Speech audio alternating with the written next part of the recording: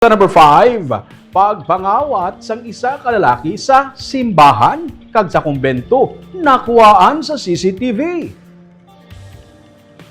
Dakop sa closed-circuit television camera footages ang pagpangawat sang isa ka lalaki sa kumbento kag simbahan sang St. Jude Thaddeus Parish and Shrine sa Barangay Alis sa Bacolod City pasado alas 12 sa tungang gabi isang Miyerkules nga adlaw.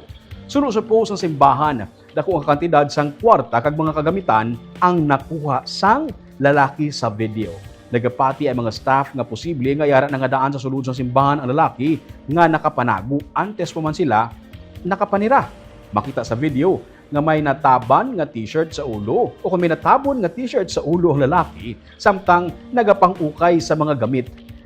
Nagatiniil, nakasuksok sang mao nga dilargo kag may tattoo sa likod ang amo nga lalaki. Naglibot ang mga tanod sang Barangay Alhis kag ginpakita ang kopya sang CCTV sa mga pumuloy apang wala sa may nakakilala sa suspect sa karon. Para pang investigasyon sa Police Station 7 sa amo nga insidente.